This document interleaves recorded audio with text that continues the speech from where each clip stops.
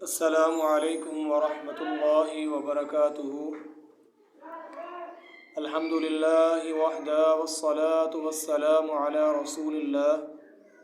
اما بعد فاعوذ باللہ السمیع العلیم من الشیطان الرجیم، بسم اللہ الرحمن الرحیم۔ انا بلوناہم کما بلونا اصحاب الجنۃ اذ اقسموا لیصرمنها مصبحین۔ صدق اللہ العظیم۔ ناظرین کرام، آج ہم سورہ قلم کی آیت نمبر 17 سے تلاوت کریں گے۔ اللہ رب العالمین ارشاد فرما رہے ہیں، انا بلوناہم، بے شک آزمایا ہم نے ان کو، کما جس طرح بلونا آزمایا ہم نے اصحاب الجنتی باغ والوں کو،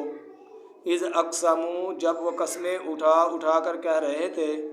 لیصرمنها مصبحین، البتہ ضرور ہم اس باغ کا پھل توڑیں گے صبح ہوتے ہی، ولا یستثنون، اور انہوں نے انشاءاللہ نہ کہا، فطاف علیہا، پس چکر لگا گیا اس پر، طائف، ایک چکر لگانے والا، من ربک، تیرے رب کی طرف سے، وہم نائمون، اور وہ سو رہے تھے، فاصبحت کالصریم، پس وہ ہو گیا کٹی ہوئی کھیتی کی طرح،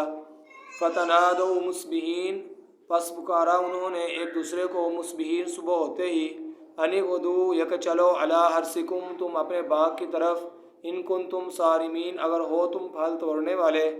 فانطلقوا، پس وہ چلے، وہم یتخافتون، اور وہ آہستہ آہستہ چپکے چپکے باتیں کر رہے تھے، اللہ یدخلنها الیوم، یہ کہ نہ داخل ہو آج کے دن اس باغ میں تم پر، مسکین، کوئی فقیر، وغدوا، اور وہ چلے، علی حرد قادرین، بخیلی کے پختہ ارادے پر، اپنے آپ کو قادر سمجھتے ہوئے، فلما رأوها، پس جب دیکھا انہوں اس باغ کو، قالوا، کہنے لگے، انا لضالون، بے شک البتہ ہم راستہ بھول گئے ہیں، بل نحن محرومون، بلکہ محروم کر دیے گئے ہیں، قال اوسطہم، کہا ان کے وسط نے، ان کے درمیانے بھائی نے، الم اقل لکم، کیا نہیں میں نے کہا تھا تمہارے لیے، لولا تسبحون، کیوں نہیں تم اللہ کی تسبیح بیان کرتے، قالوا، کہا انہوں نے، سبحانہ، پاک ہے، ربنا، ہمارا رب، انا کننا ظالمین، بے شک ہم ہی ظالموں میں سے تھے، فاقبل بعضهم علی بعض یتلاومون، پس متوجہ ہوا بعض ان کا بعض پر، ایک دوسرے کو ملامت کرنے لگے،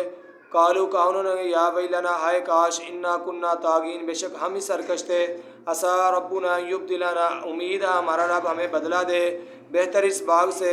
بے شک ہم اپنے رب کی طرف رغبت کرنے والے ہیں۔ اسی طرح دنیا کا عذاب، ولعذاب الآخرۃ اکبر، اور آخرت کا عذاب اس سے بڑا ہے، لو کانوا یعلمون، کاش کے ہوتے وہ جاننے والے۔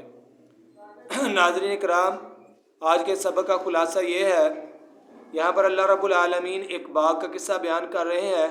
اس باغ کا مالک جو تھا، جب اس باغ کا پھل پک کر تیار ہو جاتا